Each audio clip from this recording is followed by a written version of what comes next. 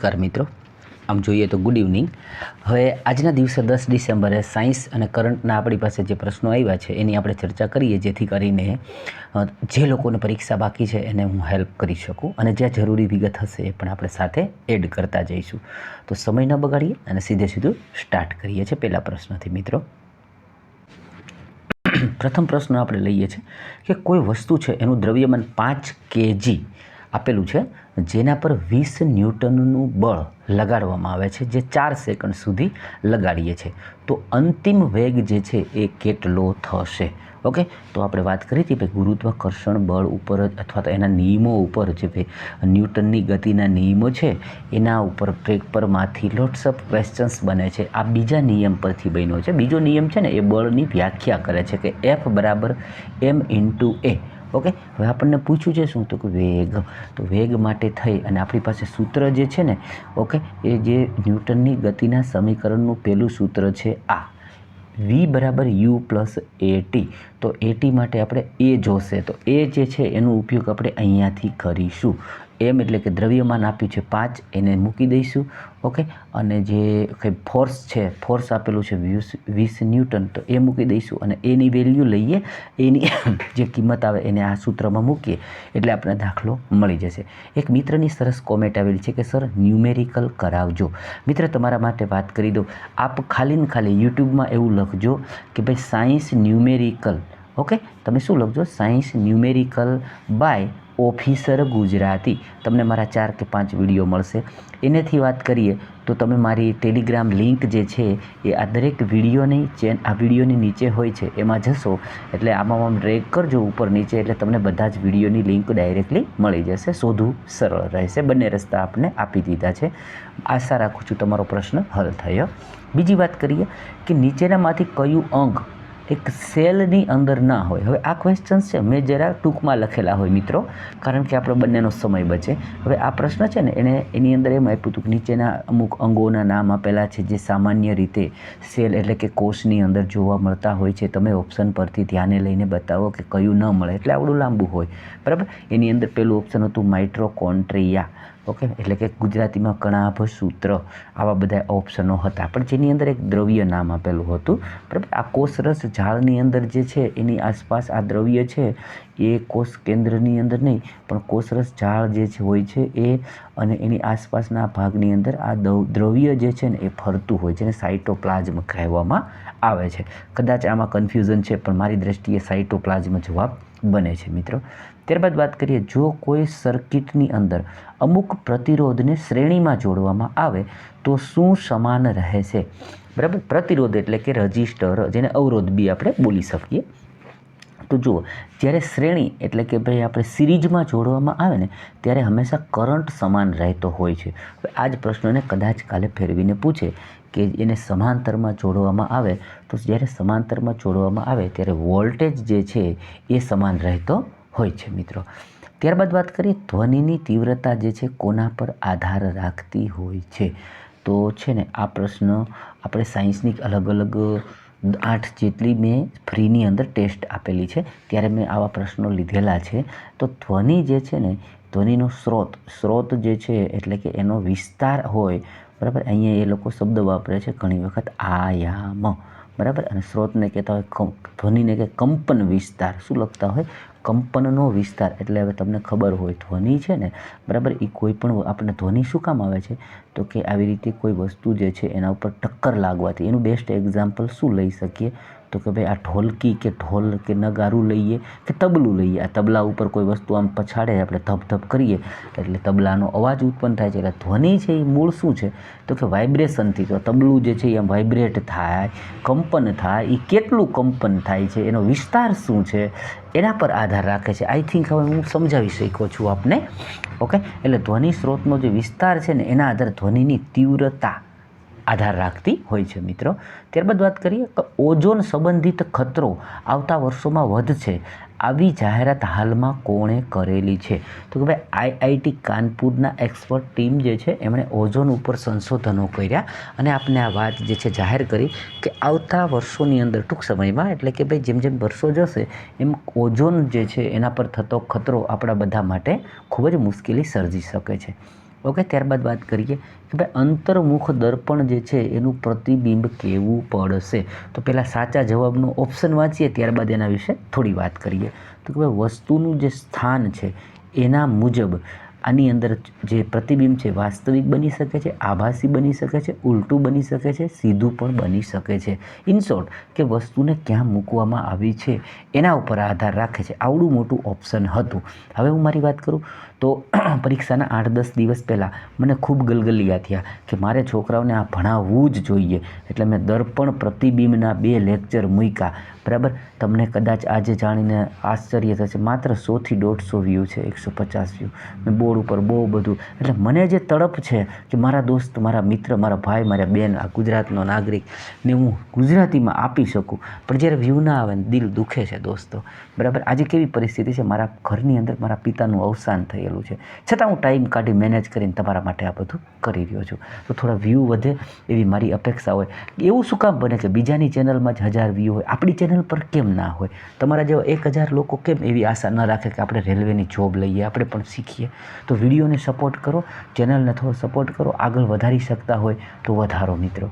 Okay, એટલે video જે છે આ મેં મૂકેલો છે બંને વિશે, અને ઘણું આમ કહેવાય કે મેં કીધેલું કે ભાઈ આપણને આની અંદરથી પ્રશ્ન દરેક શિફ્ટમાં એક ક્વેશ્ચન્સ બને છે, એટલા માટે થઈને તો મેં આખો એ વિડીયો બનાવેલો છે.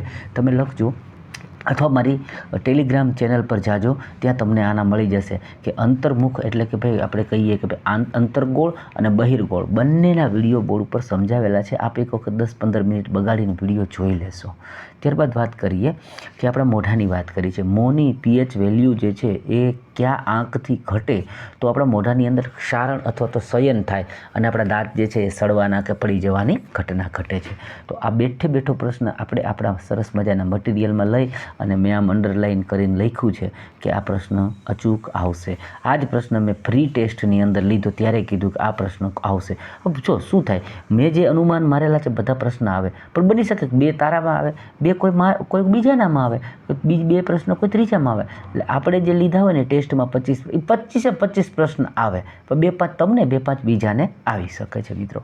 એટલે વાત કરી લઈએ કે પીએચ આંક જે છે ને 5.5થી ઘટે ને તો આપણા દાંત જે છે પડી જાય, સડી જાય અથવા તો સારણ પ્રક્રિયા થતી હોય છે. આપણા મોઢાની અંદર રહેલું લાળ કે ગ્લુકોઝ જે છે ઓકે એ ધીમે ધીમે થઈ અને એસિડિક બને. શું બને? એસિડિક બને. એટલે આપણી મોઢું જે છે ને એસિડિક હોય છે, લાળ એસિડિક હોય, અને એ એસિડનું તત્વ જે છે વધતું જાય. એટલે કે 5.5 આજુબાજુ આપણે પહોંચીએ તો આપણે શું થઈ જઈએ તો કે દાંત સડવા ચાલુ થઈ જાય. ત્યારબાદ વાત કરીએ કે એક પ્રશ્ન લંબાણપૂર્વક હતો કે ભાઈ સામાન્ય રીતે પતંગિયું છે ફૂલ છોડ ઉપર બેસે છે અને ફૂલની અંદરની નાની વસ્તુઓને ખાય છે. એવી જ રીતે ખિસકોલી છે એ નાના મોટા ફળના દાણા બી ખાય છે. તો બંને છે એ કયા પ્રકારના જીવ કહેવાય? તો જો પતંગિયું તો સિમ્પલ વસ્તુ છે કે શાકાહારી ગણી શકીશું, અને ખિસકોલી જે છે એ પણ આપણે એમ કહીએ કે ફળ કે બીજ જે કંઈ ખાય એ મૂળ તો વનસ્પતિ કે છોડ પરથી જ આવે છે. એટલે બંને જે છે એ કેવા કહીશું આપણે તો કે બંનેને આપણે શાકાહારી જ કહી શકીએ. ત્યારબાદ પ્રશ્ન આવ્યો કે બેટરીને કયા પ્રતીકથી દર્શાવાય છે? મેં મારી આઈ થિંક આપણી ફ્રી ટેસ્ટની અંદર કીધું કે ભાઈ પ્રતીકો તમને પૂછશે, કોઈને તો આવી જ જશે. બરાબર, એટલે એ પ્રતીકો જે છે એ તમે પાકા કરજો, શીખજો, ક્યાંક ને ક્યાંકથી મેળવી લેજો. મેં એ કીધું છે કે આ પાઠમાં કેવા પ્રતીકો છે જે લાગુ પડશે. ઓકે, આઈ થિંક ધોરણ 10ની અંદર વિદ્યુત ચેપ્ટર છે ને એના અંદર એક જ પેજની અંદર 10 કે 12 આવા પ્રતીક આપ્યા છે, એને પાકા કરી લેવા એવું મેં બોલેલો. આજ બી કહું છું, કંઈ વાંધો નહીં. ઓકે, તમે ન કરો તો કાંઈ નહીં, મારે ભણાવવા માટે કરવા પડે છે એટલે હું તો કરું છું. ઓકે, તો આ જે પ્રતીક છે એ બેટરીનું છે. ઓકે, અને એની અંદર જે એવું કહેવાય કે ભાઈ આ લાંબો છેડો હોય ને, લાંબો જે એને શું કહેવાય છે? લાંબી રેખાને ધન વીજભાર અથવા તો પ્લસ પોઝિટિવ કહે છે, અને ટૂંકી રેખા હોય ને નેગેટિવ તરીકે ઓળખીએ છીએ. ત્યારબાદ પ્રશ્ન આવ્યો કે વેક્સોટોની શસ્ત્રક્રિયા જે છે કયા અંગ સાથે જોડાયેલી હોય છે? તો જો હવે સ્ત્રીઓ માટે ગર્ભ નિરોધક ગોળીઓ હોય છે, પુરુષો માટે કોન્ડમ હોય છે. એવી જ રીતે આ એક ગર્ભ નિરોધક પ્રોસેસ કે પ્રક્રિયા તરીકે તમે આને ઓળખાવી શકો છો. બરાબર, એ શું છે? જો અહીંયા તમે કદાચ આપણે વૃષણ કોથળી કહેવાય. વૃષણ કોથળી એટલે કે ભાઈ જ્યાંથી આપણું વીર્ય બનતું હોય છે, બરાબર. એને મારા ખાતે ટેસ્ટિસ પણ શાયદ ઇંગ્લિશની અંદર બોલે છે, બરાબર. તો એ જે શુક્રવાહિની હોય ને એને કાપી નાખવામાં આવે, જેથી કરીને વીર્ય જે છે એની અંદર શુક્રકોષ આવે નહીં અને આ સામેની એટલે કે ભાઈ જેની સાથે સેક્સ કરે છે એને ગર્ભ રહેવાની શક્યતા ન રહે. એટલે કે આ ગર્ભ નિરોધક એવું કહી શકે કે પ્રોસેસ શસ્ત્રક્રિયા કરવાની એક નામ છે વેક્સોટોની. ત્યારબાદ આગળ વાત કરીએ કે ભાઈ એક ક્લાસની અંદર જો આ પ્રશ્ન છે ને લાંબા બનાવે, પૂછવું હોય નાનકડું ને લાંબો પ્રશ્ન કરે, શું કામ કે ભાઈ તમારો ટાઈમ બગડે એમ. તો ક્લાસમાં સૌથી છેલ્લે બેઠેલો વ્યક્તિને બોર્ડ પર લખેલું વાંચાતું નથી, પછી પાછું કીધું કે પરંતુ 25 સેન્ટીમીટર દૂર આવીને વાંચે તો તે વાંચી શકે છે, તો તેને કયા નેત્ર રોગથી પીડિત છે? તો હવે જો પહેલાં તો આનો જવાબ કહી દો કે આને નિકટ દ્રષ્ટિ દોષ કહેવાય, જેને બીજો શબ્દ વાપરે છે માયોપિયા. હવે જો ને આ નિકટ દ્રષ્ટિ દોષ છે ને આ થોડુંક વિરુદ્ધ હોય. જેની અંદર નિકટ લખ્યું હોય ને તો એમાં પાછું એને નજીકનું દેખાતું હોય, દૂરનું ન દેખાય. અને જે દૂર દ્રષ્ટિ દોષ હોય તો એમાં પાછું નામ કરતાં ઊંધું હોય. આમાં નિકટ લખ્યું છે ને એટલે નજીકનું દેખાય, ઓલું દૂર દ્રષ્ટિ દોષમાં દૂરનું દેખાય, નજીકનું ના દેખાય. તો આ પ્રશ્ન છે ને એવી રીતે પૂછ્યો હતો કે પાછું એના નિવારણ માટે શું હોય, તો કે ભાઈ એને નિવારણ માટે અંતર્ગોળ લેન્સનો યુઝ થાય છે. ઓકે, એટલે એક પ્રશ્નમાં 2 વાત પૂછેલી હતી. હવે આશા રાખું છું આટલી માહિતી પછી કદાચ તમે વિડીયોને લાઇક તો કરી જ દીધું હશે અને કોમેન્ટમાં તમારી વાત કહેવી હોય તો કીધી હશે. અહીંયા બાજુમાં આવું 2 ટપકા હોય ને એને આમ ખસેડો એટલે ત્યાં હાઈપ આવશે. આપ ચાહો તો હાઈપ આપી મને પણ મોટિવેટ કરી શકો છો. બીજો પ્રશ્ન જોઈએ. ત્યારબાદ રિપીટ પ્રશ્ન છે આ. એવું કહેવાય કે ભાઈ આના સિવાય પેલા નામ પૂછેલા ને કોને આપેલા ને એવો જ પ્રશ્ન. 2025માં કયા પેરા એથ્લેટિકને મેજર ધ્યાનચંદ પુરસ્કારથી સન્માનિત કરવામાં આવેલા? તો આના વિશે આપણે બધી ચર્ચા કરેલા છીએ, એટલે અત્યારે ખાલી ઓપ્શનમાં આપેલાથી જ વાત કરીએ કે પ્રવીણ કુમારને આ ઓપ્શનમાં નામ હતું. ત્યારબાદ વાત કરીએ પ્રશ્ન 2025માં નવું એકદમ દુર્લભ રક્ત સમૂહ જોવા મળ્યું જેનું નામ છે ક્રાઇબ બ્લડ અથવા CRIB બ્લડ ગ્રુપ. આવું બ્લડ ગ્રુપ જોવા મળ્યું તે મહિલા કયા રાજ્યની અંદર જોવા મળી? ઓકે, તો હવે જો આમાં તમને બધાને ખબર હશે કે બ્લડ ગ્રુપ હોય ને એના અંદર 2 શબ્દ વાપરે, કદાચ ના ખ્યાલ હોય તો. એક હોય એન્ટીડોટ અને એક હોય એન્ટીબોડી, બરાબર છે. એક શું હોય એન્ટીબોડી અને એક એન્ટીડોટ, આવા 2 શબ્દ વાપરાતા હોય છે. હવે એના આધારે છે ને તમારા બ્લડ ગ્રુપ નક્કી થતા હોય, A ને B ને O ને. ઓકે, તો એમાં છે ને એક એમ કહેવાય કે ભાઈ એકદમ દુર્લભ રક્ત સમૂહ મળ્યો, બ્લડ ગ્રુપ જોવા મળ્યું જેનું નામ છે CRIB બ્લડ ગ્રુપ. એ મહિલા ક્યાં જોવા મળી? તો કે ભાઈ કર્ણાટકના કોલાર જિલ્લામાં આવી મહિલા જોવા મળી છે. બીજો પ્રશ્ન વાંચીએ કે ડિસેમ્બર 2025 સુધીમાં ભારતની લાઈવ બ્લિટ્સ શતરંજ આવું છે ને એક શ્રેણી છે, એટલે નામ કદાચ તમને આવું ના સાંભળ્યું બની શકે.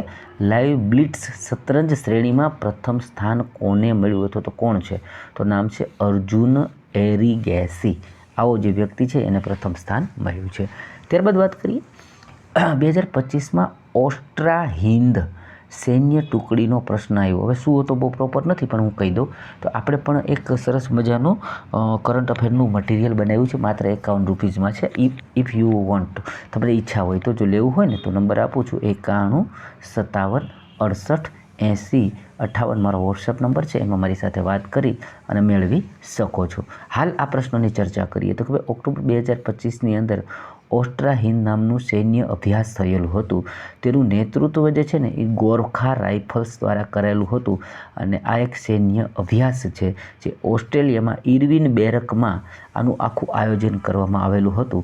અને મેં બનાવેલા કરંટ અફેરમાં લગભગ બધા યુદ્ધ અભ્યાસોને કવર કર્યા છે અને બધા ઇન્ડેક્સને પણ કવર કર્યા છે. જેમ કે નેક્સ્ટ પ્રશ્ન આવ્યો કે ભ્રષ્ટાચાર સૂચકાંક, જેને કરપ્શન CPI કહેવામાં આવે છે, 2024ની વાત કરી છે, એટલે જાહેર પછીમાં કર્યો અને વાત કરી 2024નું, બરાબર. એમાં પ્રથમ સ્થાને કયો દેશ હતો?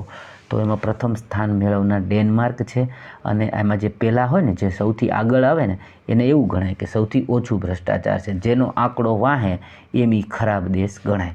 ઓકે, તો એની અંદર સૌથી ઓછું ભ્રષ્ટ જે છે એ જાહેર કર્યું હતું એ ડેનમાર્ક હતું અને જાહેર કરનાર જે છે એનું નામ છે ટ્રાન્સપરન્સી ટ્રાન્સપરન્સી ઇન્ટરનેશનલ, ઓકે, એવી સંસ્થાએ આ જાહેર કર્યું. અને આપણે જે મટીરિયલ બનાવ્યું છે એમાં આવી સાથેની જે કાંઈ ડિટેલ હોય ને એ પણ એડ કરી છે કે જેમાં આવી રીતે કાંઈ પૂછી શકે. ત્યારબાદ વાત કરીએ કે દાબ એટલે કે દબાણ, જેને પ્રેશર બોલવામાં આવે છે, એનું એસઆઈ માપક શું છે, એટલે કે એને એકમ શું છે, શેમાં માપવામાં આવે છે. સિમ્પલ છે, પાસ્કલ જે છે એ એને પ્રેશરને પાસ્કલમાં માપવામાં આવે છે. અને પાસ્કલ જે છે ને એ શું હોય તો કે 1 ન્યૂટન પ્રતિ વર્ગ મીટરને સમાન હોય. હવે છે ને એકાદી શિફ્ટમાં આવશે કે ભાઈ 1 પાસ્કલ આમ લખ્યું છે, 1 પાસ્કલ બરાબર ઇઝ ઇક્વલ ટુ, પછી આવા ઓપ્શન હશે 1 ન્યૂટન પ્રતિ વર્ગ મીટર, 1 ન્યૂટન, 2 ન્યૂટન, 10 ન્યૂટન, આવું હોય તો જરા આપશી આ ધ્યાન દેજો જી. ઓકે, ત્યારબાદ વાત કરીએ કે એ રેલવે વત્તા SBI દ્વારા દુર્ઘટના વીમાની રકમ જાહેર કરવામાં આવી, એવું ટૂંકમાં મેં લખ્યું છે. પણ કેવા શું માંગે છે કે ભાઈ SBI સાથે રેલવે કર્મચારીઓના MOU થયા અને એણે એવું કીધું કે અમારા કર્મચારીઓ જો કાંઈ દુર્ઘટનાગ્રસ્ત થાય તો અમે એક વીમાની રકમ નક્કી કરીએ છીએ જેને 1 કરોડ આપણે રાખીએ છીએ અને એના માટે એની સેલરીમાંથી અમુક રકમ આપણે કાઢીને એનો કાપી અને એનો એક પર્સનલ વીમો બનાવીએ. બરાબર, આવું સપ્ટેમ્બર 2025માં જાહેર કરાયું છે. ત્યારબાદ વાત કરીએ કે ધાતુ વત્તા અધાતુ વચ્ચે કયો બંધ બને. તો જો તમે લોકોને મારી ફ્રી ટેસ્ટ આપી હોય ને તો એમાં મેં આ પ્રશ્ન બેસ્ટ રીતે સમજાવેલો છે ને, કવર કર્યો હતો અને મેં કાર્બનના બોન્ડ પણ સમજાવ્યા હતા, ત્યાં આ વાત કરી હતી. તો પહેલાં તો ધાતુ અને અધાતુઓ વચ્ચેનું બંધ કેવું હોય. ધાતુ છે ને એ ઇલેક્ટ્રોનને એમ કહેવાય ડોનર કહેવાય, ડોનેટ કરે, દાન કરે. અને અધાતુ છે ને એ ઇલેક્ટ્રોનને એક્સેપ્ટ કરે, એટલે એ એક્સેપ્ટર કહેવાય અને આ ડોનર કહેવાય. તો જો ઇલેક્ટ્રોનનું આદાન પ્રદાન થયું કે ન થયું, ઓકે, એટલે પહેલાં તો એ વાત થઈ કે ઇલેક્ટ્રોનનું, એટલા માટે એને શું કહેવાય તો કે ઇલેક્ટ્રોવેલેન્ટ બોર્ડ કહેવાય. કદાચ મારે ઇલેક્ટ્રોનનો સ્પેલિંગ લખવામાં મિસ્ટેક થઈ છે મિત્રો, પણ એને બોલાય શું તો કે ઇલેક્ટ્રોવેલેન્ટ બોર્ડ. બરાબર, અને સાદી ભાષામાં શું કહેવાય, આયનિક બંધ અથવા આયનીય બંધ બને છે. એમાં ધાતુ જે છે ઇલેક્ટ્રોન ત્યાગ કરે ને અધાતુ એનો સ્વીકાર કરે છે. અને એના કારણે કે ભાઈ જો ધાતુ છે એ ઇલેક્ટ્રોનનો ત્યાગ કરી દે તો એનામાં પોઝિટિવ તત્વ વધે. એટલે કે માનો કે હું કહું Na એટલે સોડિયમ થયું, એના ઉપર પ્લસ લખાય. સામે ક્લોરિન છે તો ક્લોરિન અધાતુ છે તો એ ઇલેક્ટ્રોનને પોતાનામાં અહીંયા આકર્ષે તો એનામાં ઇલેક્ટ્રોન વધે. એટલે આપ કહેવા એ માગું છું કે આની માથે શું કામ પ્લસ હોય ને આની માથે શું કામ માઇનસ હોય, એ હવે તમે સમજી ગયા હશો. ત્યારબાદની વાત કરીએ, સરસ પ્રશ્ન આવ્યો કે સૂકા પર્ણ અને પાકેલા ફળ, બરાબર છે, અથવા તો પાકેલા પાંદડાઓ જે છે એ ડાળીને હલાવતા પડી જાય છે, આવું શું કામ થાય, આ કોનું ઉદાહરણ છે એવું કહેવા માંગે છે. તો જો મેં ગતિના નિયમો સમજાવ્યા ને ત્યારે તમને એક વાત કરી હતી કે ભાઈ આપણે સપોઝ આ એક બસની અંદર આપણે અહીંયા આ સીટ ઉપર આપણે બેઠા છીએ, બસ શાંત છે, ઊભી છે. હવે બસ સીધી સ્ટાર્ટ થાય ને આમ ચાલે એટલે આપણને ઝટકો લાગે તો આપણે શું થાય તો કે ભાઈ એ એક નિયમ છે જડત્વનો, કે આપણું બોડી છે ને અહીંયા ઊભું છે અને ગતિનો પહેલો નિયમ એમ કહે છે કે કોઈ પણ વસ્તુ પોતાની સ્થિર અવસ્થામાં રહેવા માંગે છે. બરાબર, તો તમે છે ને એ સ્થિર રહેવા માંગતા હતા ને બસે ઝટકો માર્યો એટલે તમને ઝટકો લાગ્યો એટલે તમે પાછળ તરફ ધકેણાણા, બસ આગળ ચાલીને તમને ધક્કો પાછળ લાગ્યો. તો એ જ વાતને આપણે સમજીએ અહીંયા કે ભાઈ અહીંયા એક આવી રીતે એક ફળ લટકે છે અને એની સ્થાન છે એ અહીંયા છે. બરાબર, આ એના સ્થાને છે. હવે તમે આ ડાળ જે છે એને આમ હલાવો, એને હલાવશો તો આ પોતાની જગ્યાએ રૂકવા માટે, ઊભું રહેવા માટે જડતા પ્રાપ્ત કરીને ઊભું છે અને થાશે શું કે એ ઓલરેડી સુકાઈ ગયું છે. બરાબર છે, એટલે એની આની સાથેની જે પકડ છે એ નબળી પડી ગઈ છે એટલે એ જે છે ને એ ખરી જશે. એટલે આ જ રીતે પાંદડા પણ ખરતા હોય છે. આ વાત સમજાવી શું કામે તો કે ભાઈ જડત્વના કારણે ને પ્રથમ ન્યૂટનનો એ નિયમ એમ કહે છે. ઓકે, ત્યારબાદ વાત કરીએ કે FeSO4 ફેરસ સલ્ફરના દ્રાવણમાંથી ફેરસને છૂટું કરવું હોય તો એવું એને વિસ્થાપન પ્રક્રિયા કહેવાય. આ કોણ કરી શકે તો હવે આ પણ મેં તમને ફ્રી ટેસ્ટમાં બહુ સરસ રીતે સમજાવ્યું કે ભાઈ એક સક્રિયતા શ્રેણી આવે છે જેને પાકી કરજો. સક્રિયતા શ્રેણીનો ત્યારે મેં ફોટોય મૂકેલો, ઓકે, અને સમજાવ્યું. અને એને સાથે વાત કરી દઉં તો મેં એક આખું સાયન્સમાં સરસ મજાનો લેક્ચર મૂક્યો છે કે જે લેક્ચરનું નામ છે, ઉભારો અવાજ બહુ આવે છે, આપણે વાત કરતા સક્રિયતા શ્રેણીની. એટલે સક્રિયતા શ્રેણી શું કહે છે કે જે સૌથી વધુ સક્રિય છે બરાબર, એ એનાથી ઓછા સક્રિયને હટાવી શકે. એટલે આ છે ને આને હટાવી શકે, આ છે એ આને હટાવી શકે. ઓકે, તો આ ક્રમની અંદર આપણે વાત કરી હતી અહીંયા કે ભાઈ આ ફેરસ છે, ફેરસ એટલે કે લોખંડ. અહીંયા ફેરસને કોણ હટાવે? તો જે ફેરસથી વધારે સક્રિય છે એ ફેરસને હટાવી શકે. તો ઝીંક જે છે એ આ ફેરસથી વધારે સક્રિય હોવાથી, ઓકે, મેં અહીંયા આખી રિએક્શન આપી દીધી છે. ઘણીવાર આ રિએક્શન જે છે ને એને એમ પણ પૂછશે કે આ શેનું ઉદાહરણ છે. તો આ જે છે ઉદાહરણ શેનું છે? તો કે ભાઈ એ શું છે? વિસ્થાપન પ્રક્રિયાનું ઉદાહરણ છે. ઓકે, અને ઘણીવાર તમને આનું એક્ઝામ્પલમાં આટલું આપી અને પછી સામે શું આવે એ પણ પૂછશે. તો આ વાત કરતા હતા કે મેં એક વિડીયો મૂક્યો છે અને એનું નામ મેં રાખ્યું છે આખી આ જે છે ને આપણે વિજ્ઞાનની રાસાયણિક પ્રક્રિયાઓ, એમાં મેં આ બધું સમજાવ્યું છે. અને મેં એક લેક્ચરની અંદર આખો ફોટો મૂક્યો છે સક્રિયતા શ્રેણીનો. મેં એની સામે એમ કીધું છે કે આમાંથી તમને દરેક શિફ્ટમાં પ્રશ્ન આવશે, કોઈ પણ રીતે ફેરવીને પૂછી શકે.